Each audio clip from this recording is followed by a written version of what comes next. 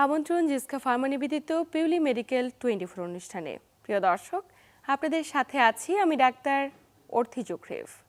Thyroid আমাদের গলার সামনে থাকা ছোট্ট প্রজাপতির মতো এই গ্রন্থিটি আমাদের শরীরের মেটাবলিজম, ওজন, হৃদস্পন্দন, এমনকি আমাদের শরীরের মুড পর্যন্ত নিয়ন্ত্রণ করে। তবে অনেক ক্ষেত্রে আমরা এগুলোকে সাধারণ দুর্বলতা ভেবে এড়িয়ে যাই। তবে পরিসংখ্যান বলছে বিশ্বব্যাপী প্রায় 20 কোটি ব্যক্তি থাইরয়েড সংক্রান্ত নানা ধরনের জটিলতায় ভুগছে। এবং সবচাইতে আশ্চর্যজনক বিষয় এটাই যে প্রাথমিক অবস্থায় থাইরয়েডের উপসর্গগুলো কোনোভাবেই বুঝতে পারে না তারা, এবং তাতে করে দেখা যায় বিষয়টি অনিয়ন্ত্রিত কিংবা একদমই আনডায়াগনোসড অবস্থায় দীর্ঘদিন ধরে তারা ক্যারি করছে। প্রিয় দর্শক, আপনি কি করে বুঝবেন আপনার থাইরয়েড সংক্রান্ত কোনো জটিলতা হয়েছে কিনা, কখন সতর্ক হবেন এবং কিভাবেই বা এটাকে নিয়ন্ত্রণ করতে পারেন? আজ আমরা কথা বলবো এই প্রত্যেকটি বিষয় নিয়ে, এবং আলোচনা করবার জন্য স্টুডিওতে আমাদের সাথে উপস্থিত রয়েছেন একজন বিশেষজ্ঞ চিকিৎসক। উপস্থিত আছেন অধ্যাপক ডাক্তার মোহাম্মদ আসাদুর রহমান, যিনি বিভাগীয় প্রধান, নাক কান গলা ও হেড নেক সার্জারি বিভাগ, ঢাকা মেডিকেল কলেজ ও হাসপাতাল। স্যার, আপনাকে স্বাগত আমাদের আজকের আয়োজনে। ধন্যবাদ আমাদের দর্শকদের। মাহে রমজান উপলক্ষে সকলকে শুভেচ্ছা। আপনাকে পবিত্র মাহে রমজানের শুভেচ্ছা। স্যার, আলোচনা করব থাইরয়েড সংক্রান্ত জটিলতা নিয়ে, কিন্তু শুরুতে একটু জানা জরুরি যে থাইরয়েড গ্রন্থিটি আসলে কি এবং আমাদের শরীরে থাইরয়েডের কাজ কি? আপনি যেভাবে বলছেন, আমাদের থাইরয়েড একটা গ্ল্যান্ড, গ্রন্থি। এটা গলার সামনে থাকে, এটা খুবই ছোট, ওজন প্রায় 25 মিলিগ্রামের মতো, 25 গ্রামের মতো। তাইলে সেটা কিন্তু সারা শরীরকে নিয়ন্ত্রণ করে। এটাকে আমরা পাওয়ার হাউস বলতে পারি, এটাকে আমরা মাস্টার গ্ল্যান্ড বলতে পারি। এটা শেপ যেটা বলছেন বাটারফ্লাই শেপ বা প্রজাপতির মতোই থাকে, হাত দিয়ে ফিল করা যায় না, অনুভব করা যায় না। কিন্তু তার কার্যক্রমে যদি বিঘ্রাট ঘটে, কার্যক্রম যদি কখনো বেশি বা কম হয়ে যায়, তাহলে আপনি নিজেই বুঝতে পারবেন যে আপনার শরীরের কার্যক্রম ব্যাঘাত ঘটতেছে, এবং সেই কার্যক্রমের ব্যাঘাত অনুযায়ী আপনাকে সামনে আগাইতে হবে। এবং স্যার, এই যে গ্রন্থিটি আমি তো বিভিন্নভাবে বলছিলাম, কিন্তু একটু আপনার মুখে জানতে চাই যে এটার কাজ কি আমাদের শরীরে, কেন এটি এত গুরুত্বপূর্ণ? আমাদের শরীরের মেটাবলিজম যেটা বলছেন বা বিপাক ক্রিয়া, এই মেটাবলিজমের সঙ্গে এটা ওতপ্রোতভাবে জড়িত। আমাদের শরীরে আমরা যা খাবার খাই, সেই খাবারটা শরীরকে, আমার কাজকে, সকল কাজকে নিয়ন্ত্রণ করে, সেই খাবারের নিউট্রিশনটাকে, এবং সেই খাবারের নিউট্রিশনটাকে মেটাবলাইজ করার জন্য এই থাইরয়েড হরমোন দরকার। থাইরয়েড হরমোন থাইরয়েড গ্ল্যান্ড তৈরি করে, এবং থাইরয়েড গ্ল্যান্ডকে নিয়ন্ত্রণ করে আমাদের ব্রেনে আরেকটা গ্ল্যান্ড আছে, পিটুইটারি গ্ল্যান্ড। সেই পিটুইটারি গ্ল্যান্ড থেকে হরমোন তৈরি হয়, সেই হরমোন থাইরয়েড হরমোনকে কন্ট্রোল করে, এবং শরীরের প্রয়োজন অনুযায়ী সে হরমোন তৈরি হয়। কখনো বেশি তৈরি হয়, কখনো কম তৈরি হয়। বেশি কমে গেলে, নর্মালের চেয়ে বেশি কমে গেলে তখন বিভ্রাট ঘটে, আবার ঠিক নর্মালের চেয়ে বেশি তৈরি হলেও বিভ্রাট ঘটে। আমরা ঠিক শরীরে যেরকম গ্লুকোজের পরিমাণ কমে গেলে যেমন সমস্যা, বেশি হলেও সমস্যা। তো এই সমস্যাটা হচ্ছে আমরা অনেক সময় ফিল করি না বা নেগলেক্ট করে যাই। নেগলেক্টের কারণে আমাদের কমপ্লিকেশন, জটিলতা দেখা দেয়। সেই জটিলতা দেখা যাতে না যায়, সেজন্য আমাদের সকলকে সচেতন হওয়া দরকার। নিঃসন্দেহে। স্যার, একটি বিষয় জানবো, আপনি তো বলছিলেন যে কখনো কমে যায়, কখনো বেড়ে যায়। স্বাভাবিকের চাইতে কমে কিংবা বেড়ে যাওয়ার পেছনে কারণগুলো কি? কেন এটি অস্বাভাবিকভাবে অনেকের ক্ষেত্রে বেড়ে যাচ্ছে, অনেকের ক্ষেত্রে কমে যাচ্ছে এবং মেটাবলিজমে বিপাক প্রক্রিয়া সৃষ্টি করছে? আমাদের একটা হচ্ছে কমে যাওয়াটাকে আমরা হাইপোথাইরয়েডিজম বলি। যখন কমে যায়, সেক্ষেত্রে কমে যাওয়ার জন্য অনেক সময় কিছু কারণ আইডেন্টিফাই করা হয়। অনেক সময় বলা হয় যে এটা একটা অটোইমিউন প্রসেস, এবং দেখা যায় বেশিরভাগ ক্ষেত্রে মহিলারা বেশি আক্রান্ত হয়। এবং অটোইমিউন প্রসেস হলে সেক্ষেত্রে আমাদের শরীরে যে অ্যান্টিবডি তৈরি হয় থাইরয়েড হরমোনের, থাইরয়েড সেলের এগেনস্টে, হরমোনের এগেনস্টে তৈরি হয়। তাহলে সেই অ্যান্টিবডিটা আমার থাইরয়েড হরমোনটাকে নষ্ট করে ফেলতেছে, তৈরি হতে দিচ্ছে না। সেই ক্ষেত্রে এটা কমে যায়, শরীরে তৈরি হয় না, কমে যায়। এবং কমে গেলে আমরা এটাকে হাইপোথাইরয়েড বলি, এবং এই হাইপোথাইরয়েডের এই প্রক্রিয়াটা মহিলারা পুরুষদের চেয়ে বেশি ভোগে। আচ্ছা আচ্ছা। এবং মহিলাদের ক্ষেত্রে আমরা এটাকে আরেকটু বেশি জোর, সচেতনতার জন্য বলি, আর একটু জোর দিয়ে বলি, কারণ একজন মহিলা মানে হচ্ছে একজন মা, একজন মহিলা মানে হচ্ছে একজন ভবিষ্যৎ প্রজন্মের কারিগর। নিঃসন্দেহে। তাহলে একজন মহিলা কাছে তৈরি হচ্ছে আমার শিশু, আমার সন্তান, আমার দেশের ভবিষ্যৎ। মহিলা যদি হাইপোথাইরয়েডে ভুগে তাহলে তার সন্তানটাও হাইপোথাইরয়েড হইতে পারে যদি ট্রিটমেন্ট করা না হয়, এবং সেই সন্তান হাইপোথাইরয়েড হলে তার রিমেনিং লাইফটা তার জিওপার্ডাইজ হয়ে যায়। তো সেই জন্য আমরা খুব গুরুত্ব সহকারে মহিলাদের ক্ষেত্রে এবং শিশুদের ক্ষেত্রে হাইপোথাইরয়েড যদি না হয় সেই জন্য কথা বলি। নিঃসন্দেহে। স্যার একটু জানতে চাই, আমরা তো হাইপোথাইরয়েড নিয়ে কথা বলছিলাম, যদি থাইরয়েড হরমোন কমে যায় সেক্ষেত্রে, কিন্তু আমি ওভারঅল একটু জানতে চাই যে থাইরয়েড এই গ্ল্যান্ডটিতে আসলে কী কী ধরনের জটিলতা নিয়ে রোগীরা আপনাদের শরণাপন্ন হয়? বেশিরভাগ আপনি যেটা বলছেন যে প্রায় 20 কোটি মানুষ পৃথিবীতে এই থাইরয়েডের সমস্যা নিয়ে ভুগতেছে, এবং বাংলাদেশে বলা হয় প্রায় 4 থেকে 4 কোটির মতো মানুষ থাইরয়েডের সমস্যা নিয়ে ভোগে। তার মধ্যে হাইপোথাইরয়েড একটা অন্যতম বিষয়। হাইপোথাইরয়েড হলে সাধারণত মানুষের কাছে সকল কর্মক্ষেত্রে তার জড়তা এসে যায়, কাজ করতে মন চায় না, শরীর ক্লান্ত লাগে, এবং পাশাপাশি ওজন বেড়ে যায়, চামড়া খসখসে হয়ে যায়, মাথার চুল পড়ে যায়, মন মেজাজ খিটখিটে হয়ে যায়। তো এখন সারাদিন সে অলস ঘুমাইতে থাকে, ঘুম বেশি হয়, অলসতা থাকে, এতে ওজন বেড়ে যায়। তো এখন এই সমস্যাগুলিকে নিয়ে আমাদের সাধারণ সমাজ সাধারণত নেগলেক্ট করা হয়, যে কারণে বলে হ্যাঁ সে কম খাচ্ছে, এই জন্য তার সে দুর্বল, এই জন্য সে অলস, এই জন্য সে কাজ করে না, সে ঘুমাচ্ছে এই জন্য তার ওজন বেড়ে যাচ্ছে। কিন্তু আসলে যে তার পিছনে কাজ করতেছে থাইরয়েড হরমোন, এই জন্য যে সমস্যাগুলি হচ্ছে এই কারণে আমরা অনেক সময় এটা আমাদের চোখে পড়ে না বা নেগলেক্টেড হয়ে যায়। স্যার অনেক ক্ষেত্রে আমরা বুঝে উঠতে পারি না যে হাইপোথাইরয়েডিজম সম্পর্কিত জটিলতা হয়েছে তার। একটু জানবো, আমরা তো উপসর্গগুলো শুনলাম, কিন্তু একটি তো গেল হাইপোথাইরয়েডিজম, কিন্তু হাইপারথাইরয়েডিজম বা থাইরয়েডের গ্রন্থিটিতে আর কি কি ধরনের জটিলতা হয় এই বিষয়ে একটু জানতে চাই। হ্যাঁ, আমরা যেটা বলছি হাইপোথাইরয়েডিজম মানে তার হরমোন কমে যাওয়া, ঠিক উল্টাটা হতে পারে, আপনার শরীরে থাইরয়েড হরমোনটা তৈরি বেশি হচ্ছে, সে হরমোনটা তৈরি বেশি হলে ঠিক উল্টা সমস্যা তৈরি হবে। আপনার এই হাইপোথাইরয়েড আমরা বলছি ওজন বেড়ে যায়, আর এই ক্ষেত্রে ওজন কমে যাবে। আপনি খাচ্ছেন ভালো, আপনি রেস্ট নিচ্ছেন, আপনি কাজ করতেছেন, কিন্তু আপনার ওজন গ্র্যাজুয়ালি ক্রমাগতভাবে কমে যাচ্ছে কোনো কারণ ছাড়া। আমরা দেখি যে রোগীরা আসে, রোগীদের খিটখিটে মেজাজ থাকে, রোগীদের অ্যাংজাইটি থাকে, আনডিউ অ্যাংজাইটি, কোনো কারণ ছাড়া তারা দুশ্চিন্তা করে। বাচ্চারা, ছেলের মেয়েরা মাকে নিয়ে আসে, আইসা বলে যে মা আমার খুব বেশি দুশ্চিন্তা করে। তো আমরা তখন দুশ্চিন্তাটাকে সামাজিক কোনো একটা দিকে নিয়ে যাই, কিন্তু আমরা কখনো চিন্তা করি না যে তার হাইপারথাইরয়েড হলেও তার এরকম দুশ্চিন্তা, আনডিউ অ্যাংজাইটি হইতে পারে, খিটখিটে মেজাজ হইতে পারে, ওজন কমে যেতে পারে। আর ঠিক একই এটার পাশাপাশি মহিলাদের ক্ষেত্রে আমরা দেখি যে মেনস্ট্রুয়েশনের সমস্যা হয়, আচ্ছা, এবং কখনো কখনো তাদের রিপ্রোডাকশন, যৌন প্রজনন ক্ষেত্রেও সমস্যা হয়। তো সেই এই জন্য থাইরয়েডের বিষয়টা আসলে আপনাকে এগুলি চিন্তা করতে হবে, কমপ্লিকেশন এগুলি হতে পারে, সেই চিন্তা করে তার ট্রিটমেন্ট নিতে হবে। আমরা তো স্যার হাইপো এবং হাইপারথাইরয়েডিজম নিয়ে কথা বলছি, হাইপারথাইরয়েডিজমের উপসর্গগুলো সম্পর্কে জানবো, কিন্তু একটা বিষয় জানার আছে যে থাইরয়েড গ্রন্থিটি তো আমাদের শরীরের গুরুত্বপূর্ণ কাজ করছে। এক্ষেত্রে থাইরয়েড গ্রন্থিটিতে বিভিন্ন ধরনের জটিলতা হয়, যেমন গয়টার, যেমন থাইরয়েড টিউমার, যেমন থাইরয়েড ক্যান্সার। আমি প্রত্যেকটা বিষয় নিয়ে আপনার সাথে আলোচনা করব, কিন্তু আপনি তো স্যার একটু সচেতনতা বাড়ানোর জন্য দর্শকদের উদ্দেশ্যে খুব চমৎকারভাবে বলছেন হাইপারথাইরয়েডিজম হলে বিশেষ কী ধরনের উপসর্গের মাধ্যমে একজন ব্যক্তি সচেতন হতে পারেন। উনি খেয়াল করবে যে ওনার যেটা আমরা বলছিলাম যে ওজন কমে যাবে, ওনার মেজাজ খিটখিটে হয়ে যাবে, ঘুম ভালো হবে না, উনি যথেষ্ট খাচ্ছে তারপরে ওজন বাড়াইতে পারতেছে না। এই সমস্তগুলি বিষয় যখন উনি দেখবে, ওনাকে অবশ্যই ডাক্তারের শরণাপন্ন হতে হবে। আমরা যেমন ডায়াবেটিস পরীক্ষার জন্য আমরা শুধুমাত্র ব্লাড সুগারটা লেভেলটা দেখে আমরা বলি যে হ্যাঁ আপনার ব্লাড সুগার বেশি, আপনাকে ওষুধ বাড়াতে হবে বা খাবার কমাতে হবে। ঠিক এক্ষেত্রেও থাইরয়েডের ক্ষেত্রেও আমরা শুধু একটা পরীক্ষার মাধ্যমে আমরা বুঝতে পারি যে ওনার থাইরয়েডের হরমোন তৈরি বেশি হচ্ছে না কম হচ্ছে।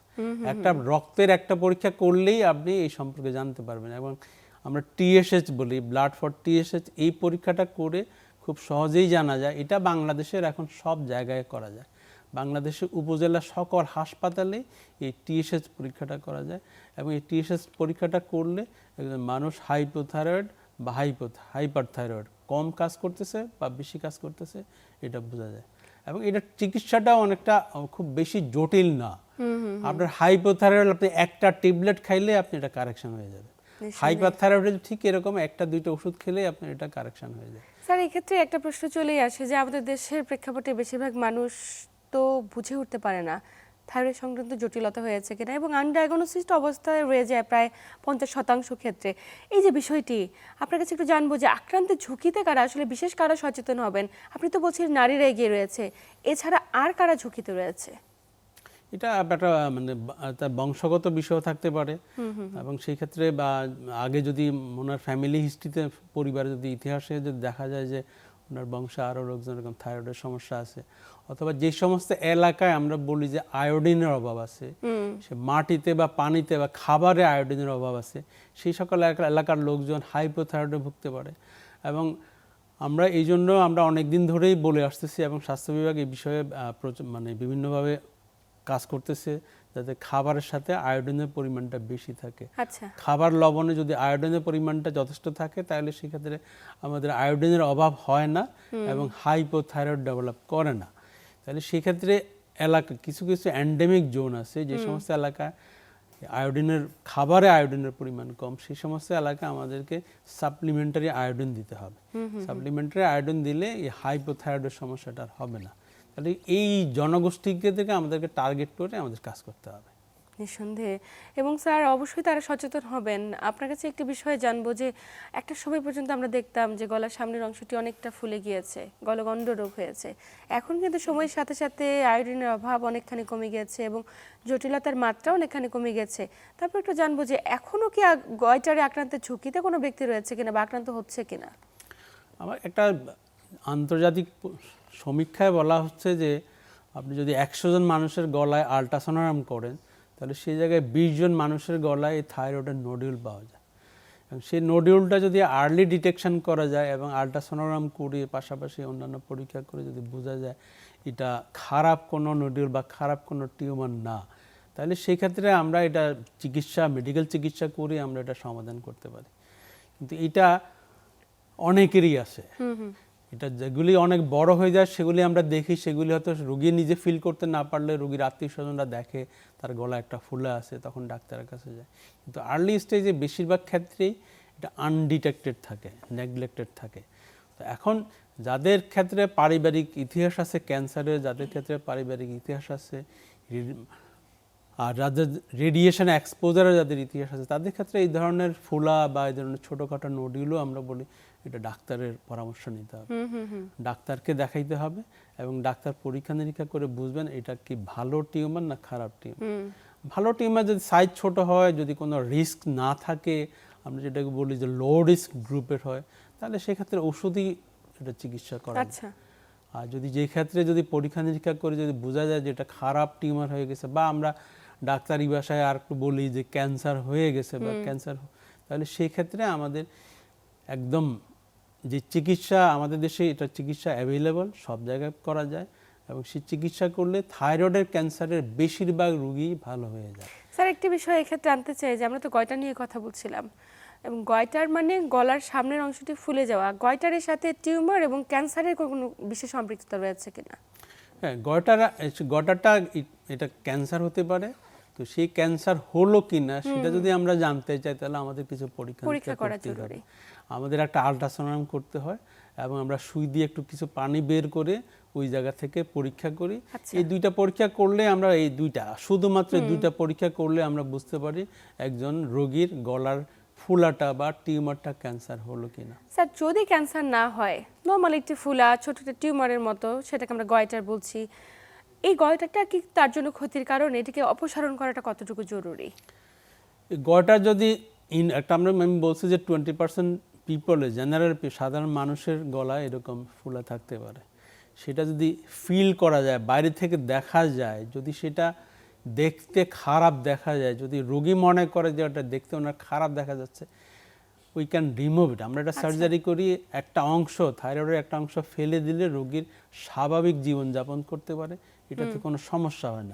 আর যদি ছোট হয়, একদম ছোট এবং সেটা কোনো রিস্ক কোনো ক্যারি করতেছে না, তাহলে সেক্ষেত্রে আমরা অনেক সময় ওষুধ দিয়েই এটা ভালো করে ফেলি। আচ্ছা, মানে সাইজ কতটুকু পর্যন্ত হলে ওষুধের মাধ্যমে এটাকে রিকভারি করা সম্ভব? আমরা এটা সাইজ সেটা হচ্ছে ডিপেন্ডস অন পেশেন্টের বডি স্ট্রাকচার। তো সেই ক্ষেত্রে আমরা রিস্ক গ্রুপ যেটা আমরা বলি, সে রিস্ক গ্রুপ কিছু আমরা এইজের সঙ্গে বলি, বা যদি 15 বছরের কম হয়, 50 বছরের বেশি বয়সী মানুষের এরকম নডিউল থাকে, সেই নডিউলটা যদি আমরা যেটা বলছি যে আলট্রাসোনোগ্রাম, যদি আলট্রাসোনোগ্রামের কিছু ক্রাইটেরিয়া আছে, কিছু বৈশিষ্ট্য আছে, সেই বৈশিষ্ট্য যদি বলে যে হ্যাঁ এটা ক্যান্সারের দিকে চলে যাচ্ছে, ক্যান্সারের মনে হচ্ছে, তাহলে সেক্ষেত্রে আমাদেরকে আরও আগাইতে হবে, আরও কিছু পরীক্ষা নিরীক্ষা করে আমাকে জানতে হবে এটা ক্যান্সার হয়ে যাচ্ছে কিনা। যদি ইনিশিয়ালি যদি প্রাথমিকভাবে যদি বোঝা যায় এটা ক্যান্সার হয় নাই, এটা সাধারণ একটা ফুলা, সেক্ষেত্রে আমরা প্রতি 6 মাস পর পর আলট্রাসাউন্ড করতে পারি, প্রতি 6 মাস পর পর দেখতে পারি যে হ্যাঁ এটা খারাপ দিকে যাচ্ছে কিনা। যদি খারাপ দিকে যায় তাহলে আমরা আরও পরীক্ষা নিরীক্ষা করে এটা চিকিৎসা। আমি আবার বলছি, থাইরয়েডের ক্যান্সারের বেশিরভাগ রোগীকেই চিকিৎসা দিয়ে নিরাময় করা যায় নিঃসন্দেহে। এবং থাইরয়েড ক্যান্সার নিয়ে বিস্তারিত আপনার সাথে আলোচনা করব, কিন্তু একটি বিষয়ে আমরা একদমই অবহেলা করে যাচ্ছি হয়তো, যে হাইপোথাইরয়েডিজম এবং হাইপারথাইরয়েডিজম, এই দুই গ্রুপে আক্রান্ত ব্যক্তির সংখ্যা আমাদের দেশের প্রেক্ষাপটে অনেক বেশি, অসংখ্য অগণিত। স্যার, যদি হাইপোথাইরয়েডিজম হয় এবং সঠিক সময় চিকিৎসকের কাছে না যায়, চিকিৎসা না করে, আসলে তার কী কী ধরনের জটিলতা হতে পারে? এটা আমরা যদি দুই ভাগে ভাগ করি, একটা হচ্ছে মানে ফিমেল গ্রুপ, আমরা হচ্ছে ফিমেলদের ক্ষেত্রে বেশি হয়, একটা মেলদের ক্ষেত্রে একটু কম হয়। তার মানে যে মেলদের হবে না সেটা না, হইতে পারে মেলদের হইতে পারে। কারণ ফিমেলের ক্ষেত্রে আমরা যেটা বলছি একটা রিপ্রোডাক্টিভ এইজের একটা সমস্যা, আর একটা হচ্ছে ইন জেনারেল এইজের একটা সমস্যা। রিপ্রোডাক্টিভ এইজের সমস্যাটা হলে সেটা একটা হচ্ছে রিপ্রোডাকশনটা রেটটা তার কমে যেতে পারে, এবং তার মেনস্ট্রুয়েশনের সমস্যা হইতে পারে, তার রক্ত বেশি যেতে পারে, এবং রক্ত বেশি যাওয়ার কারণে সে অ্যানিমিক হইতে পারে, তার ওজন বেড়ে যেতে পারে, তার চামড়া খসখসে হয়ে যেতে পারে, চুল পড়ে যেতে পারে, তার সারাদিন অলস অলস লাগতে পারে, সারাদিন সে শুয়ে বসে ঘুমাইতে পারে, কোনো কাজে তার মন বসতে না পারে। এবং উনি যদি প্রেগনেন্ট লেডি হন তাহলে আমরা বলি যে তাহলে সেক্ষেত্রে আমাদের ওনাকে চিকিৎসা করতে হবে, আর ঠিক পাশাপাশি যে শিশুটিতে তার গর্ভে বড় হচ্ছে সেই শিশুটির যত্ন নিতে হবে, এবং ভবিষ্যৎ ভালো জাতি পেতে হলে আমাকে সেই শিশুটির ডেলিভারি হওয়ার পরে অন্যান্য পরীক্ষার পাশাপাশি তার থাইরয়েড হরমোনের পরীক্ষা করতে হবে। মানে আমরা কেন এত জোর দিচ্ছি যে একজন মা গর্ভাবস্থায় যদি থাইরয়েড সংক্রান্ত জটিলতা আক্রান্ত হয়ে থাকে এটাকে নিয়ন্ত্রণ করা জরুরি? যদি নিয়ন্ত্রণ না করি কি ধরনের জটিলতা হতে পারে? নিয়ন্ত্রণ না করলে এক হচ্ছে তার শিশুটার সমস্যা হতে পারে, আরেকটা হচ্ছে তার ডেলিভারি রিলেটেড কমপ্লিকেশন হতে পারে, তার নর্মাল ডেলিভারি না হইতে পারে। তো সেই ক্ষেত্রে এবং নর্মাল ডেলিভারির সময় তার ব্লিডিং বেশি হইতে পারে, নর্মাল ডেলিভারির সময় তাকে অ্যানেস্থেশিয়া দিলে সেই অ্যানেস্থেশিয়া রিকভারি না হইতে পারে। অনেক সময় আমরা এগুলি নেগলেক্টের অবস্থা থাকে, রোগীরা খুব তাড়াহুড়ো করে আসে, তার ডেলিভারি করাইতে হবে, এখনই লাগবে, এখনই করতে হবে, এবং সেই ক্ষেত্রে তখন এই সমস্ত কিছু বিষয় হিসাব না করে যখন অ্যানেস্থেশিয়া দেওয়া হয়, অ্যানেস্থেশিয়ার পরবর্তীতে অ্যানেস্থেশিয়া রিলেটেড জটিলতাগুলি দেখা যায়, এবং সেই জটিলতায় মা এবং মা সন্তান দুজনেই পড়ে যায়। সেই জন্য আমরা বলি এগুলি যদি আগে ভাগেই জানা যায়, প্রেগনেন্ট হওয়ার আগে যদি উনি বা এই পরীক্ষাটা করে, একটা পরীক্ষা করলেই বোঝা যায় ওনার এই সমস্যাটা আছে কিনা, অথবা প্রেগনেন্ট হয়েই গেল, আজকে ওনার ইউরিন টেস্ট করে দেখা গেল যে শি ইজ প্রেগনেন্ট, উনি প্রেগনেন্ট হয়ে গেছে, কালকে ওনার একটা টিএসএস করান, টিএসএস করে দেখেন ওনার হাইপোথাইরয়েড আছে। যদি দেখেন হাইপোথাইরয়েড আছে, একটা মাত্র ঔষধ উনি খেলে ওনার এই প্রেগনেন্ট লাইফ পুরোটাই ওনার ভালো হবে যাবে, এবং ওনার সন্তানটাও ভালো সন্তান। এবং স্যার, যদি নিয়ন্ত্রণ না করে, যেমন গ্রামের বা পরিফেরিতে অনেক মায়েরা রয়েছে অ্যান্টিনেটাল চেকআপগুলোই করে না, সেক্ষেত্রে থাইরয়েড স্টিমুলেটিং হরমোন টেস্ট তো অনেক পরের ইস্যু। যদি বাচ্চাটি থাইরয়েড নিয়ে জন্মায়, বাচ্চাটির কি জটিলতা হতে পারে? আমরা তো বলছি ডেলিভারি রিলেটেড কমপ্লিকেশনগুলো, কিন্তু অনাগত সন্তানটির জটিলতা কি? অনাগত সন্তানটি আমরা যেটা বলছি সেটা বাচ্চাদের ক্ষেত্রে প্রথম 15 সপ্তাহ যদি বলি বা 4 মাস, 3 থেকে 4 মাস বাচ্চার শরীরে থাইরয়েড গ্ল্যান্ড থাকে না, ডেভেলপমেন্টাল হইতে প্রায় 3 থেকে 4 মাস সময় লাগে। তাহলে এই 3-4 মাস সময় বাচ্চাটার মেটাবলিজম, বাচ্চাটার বডি, শরীর পুরোটাই মায়ের থাইরয়েড হরমোনের উপর ডিপেন্ড করে।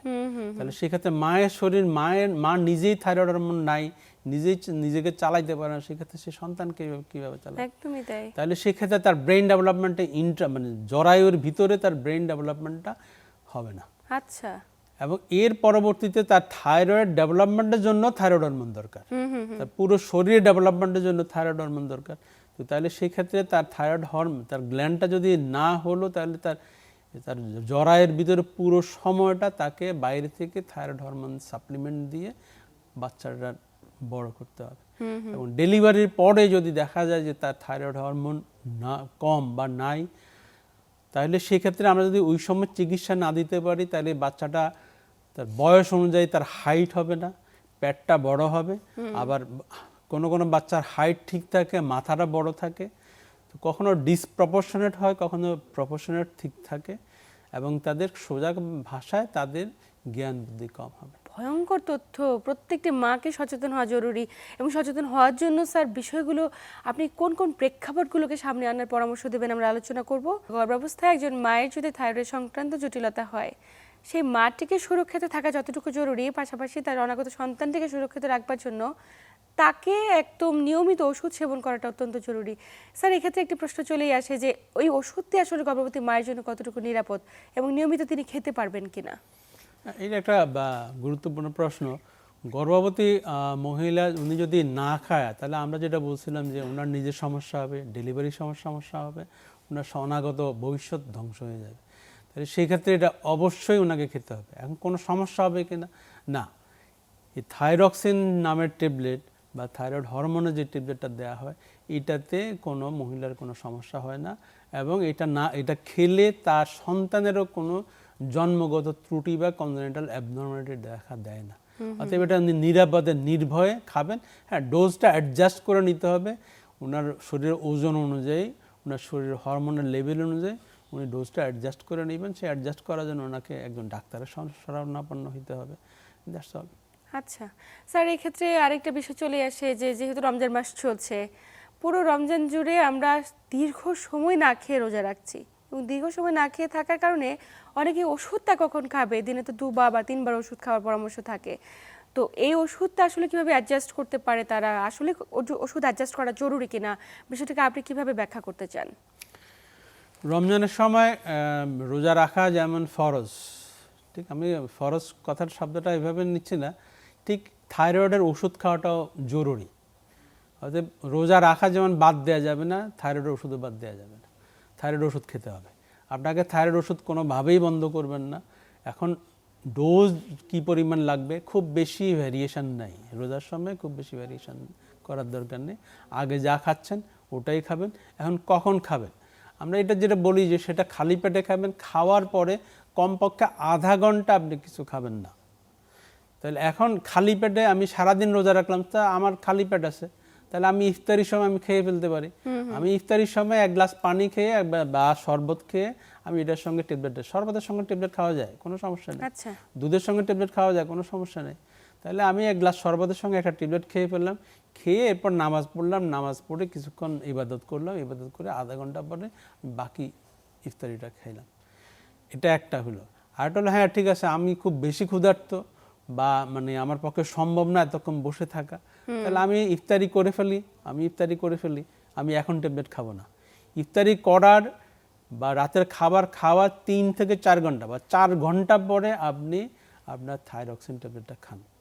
তাহলে 4 ঘন্টা পরে মোটামুটি এই টাইমে আপনার স্টমাকটা খালি হয়ে যাবে। খালি হয়ে গেলে আপনি খালি পেটে আপনি ট্যাবলেটটা খাবেন। 2 আর 3 নম্বর হচ্ছে, আপনি ভোর রাতে সেহরি খাওয়ার আগে একটু আগে উঠেন, আপনি আধা ঘন্টা আগে উঠেন। আধা ঘন্টা আগে উঠে আপনি আপনার থাইরয়েডের ট্যাবলেটটা খান। ট্যাবলেটটা খেয়ে 1 গ্লাস পানি দিয়ে ট্যাবলেটটা খান। ট্যাবলেটটা খেয়ে কিছুক্ষণ তাহাজ্জুদের নামাজ পড়েন, নামাজ রোজা যা করার পরে আধা ঘন্টা থেকে 1 ঘন্টা পরে আপনি সেহরিটা খেয়ে ফেলেন। তাহলে এটা নিয়ে আর কোনো ঝামেলা হবে না। নিঃসন্দেহে অবশ্যই এই ব্যাপারগুলোকে যদি মেইনটেইন করে চলতে পারে একজন ব্যক্তি, তাহলেই কেবলমাত্র সুস্থ স্বাভাবিকভাবে পুরো রমজান মাসটা রোজা পালন করতে পারবে। স্যার, আমরা তো ছিলাম হাইপো এবং হাইপারথাইরয়েডিজমের কমপ্লিকেশনগুলো নিয়ে। যদি সঠিক সময়ে আমরা চিকিৎসকের কাছে না যাই, কী ধরনের জটিলতা হতে পারে, অবশ্যই বিষয়টা নিয়ে সচেতন হওয়া জরুরি। কিন্তু আপনি বলছিলেন যে ক্যান্সারের কথা, ছোট্ট একটি টিউমারটি থেকে যে কোনো মুহূর্তেই হয়ে যেতে পারে গলায় ক্যান্সার, থাইরয়েড গ্রন্থিতে ক্যান্সার। স্যার, একটু জানতে চাই যে ক্যান্সার যাতে না হয়, একজন দর্শকদের উদ্দেশ্যে আপনার পরামর্শ কী থাকবে, কখন সচেতন হবেন এবং ক্যান্সার প্রতিরোধে আপনার পরামর্শ কী?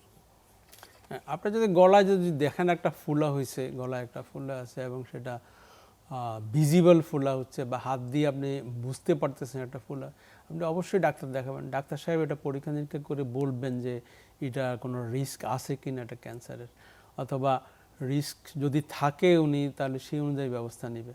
এবং আমরা বারবারই বলি থাইরয়েডের ক্যান্সার হইলে এটা চিকিৎসা করলে আপনি ক্যান্সার মুক্ত জীবনযাপন করতে পারবেন। অথবা আপনাকে ডাক্তার কাছে যেতে হবে, এটা ঘরে বসে থাকার কোনো অসুখ না। ঘরে বসে বা আপনি অন্য অন্য কবিরাজি ওষুধ খেলেন, এটা বিষয়টা এমন না। আপনি ডাক্তারের কাছে যান, ডাক্তার দেখে উনি পরীক্ষা নিরীক্ষা করে উনি আপনাকে বলবে যে এটার পরবর্তীতে কী করতে হবে। এবং যাদের স্যার অলরেডি ক্যান্সার শনাক্ত হয়ে গিয়েছে, আমি যদি একটু চিকিৎসা পদ্ধতির ধাপগুলো সম্পর্কে জানতে চাই, যে তাদের কি আসলে অপসারণ করাটাই একমাত্র লক্ষ্য, নাকি কেমোথেরাপি নেবে, নাকি রেডিওথেরাপি নেবে?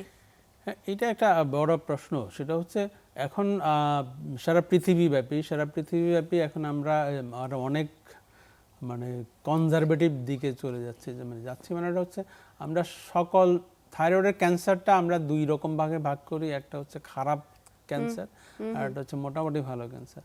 মোটামুটি ভালো ক্যান্সারটাই বেশি হয়, 70 থেকে 75% ক্যান্সার হচ্ছে ভালো ক্যান্সার। তাহলে সেই ভালো ক্যান্সারটা যদি আমরা আর্লি স্টেজে ডায়াগনোসিস করতে পারি, যদি শরীর ছড়ায় যাওয়ার আগে যদি এটা বোঝা যায়, তাহলে এটা আমরা প্রথমত আমরা একটা সার্জারি করে আমরা এখন আমরা যেটা করি, আমরা বেশিরভাগ ক্ষেত্রেই যদি কোনো হাই রিস্ক গ্রুপের না হয়, যদি এটা প্যাপিলারি থাইরয়েড কার্সিনোমা হয়, যদি একটা পাশে থাকে, তাহলে আমরা ওই পাশটাই কেটে ফেলে দিই। আচ্ছা আচ্ছা। ওই পাশটা কেটে ফেলে দিয়ে আমরা বাকিতে আমরা ওনাকে বলি 6 মাস 1 বছর পর পর আপনি ডাক্তার দেখাবেন। ডাক্তার দেখাইলে আরেকটা সমস্যা হচ্ছে কিনা, আর কোনো সমস্যা হচ্ছে কিনা উনি দেখে আপনাকে সিদ্ধান্ত দিবে। আর যদি এমন হয় যে আমার পুরো থাইরয়েডই ক্যান্সার হয়ে গেছে, তাহলে আমরা পুরো থাইরয়েডটাই ফেলে দিই। পুরো থাইরয়েডটা ফেলে দিয়ে কোনো একটা ভয়ের কিছু না, যেটা এই কারণে যে হাইপোথাইরয়েড হলে আপনি একটা ট্যাবলেট খেয়ে আপনি রিমেনিং লাইফ লিড করতে পারেন। ঠিক এই ক্ষেত্রেও আপনাকে একটা ট্যাবলেট ওইরকম প্রতিদিন সকালবেলায় ঘুম থেকে উঠে ওই নামাজ পড়ার সময় আপনি একটা ট্যাবলেট খেয়ে ফেলবেন। একটা ট্যাবলেট খেয়ে ফেলে এবার আরেকবার ঘুমাইলেন, কোনো সমস্যা নেই। তাহলে সেক্ষেত্রে খালি পেটে খাওয়া হয়ে গেল এবং রিমেনিং লাইফটা আপনার মানে এই ওষুধের মাধ্যমে তিনি ভালো থাকতে পারবেন। হ্যাঁ, এবং আমাদের অন্যান্য ক্যান্সারে যেরকম কেমোথেরাপি, রেডিওথেরাপি মানুষ ভয় পায়, কারণ এগুলি আসলে শরীরে অনেকগুলি সমস্যা তৈরি করে। কিন্তু আমাদের থাইরয়েড ক্যান্সারে আমরা অপারেশন করার পরে আমরা যদি মনে করি আর কোনো চিকিৎসা লাগবে না, হ্যাঁ কোনো কোনো ক্ষেত্রে তাই হয়, আমরা বলি যে এটা আর কোনো চিকিৎসা লাগবে না।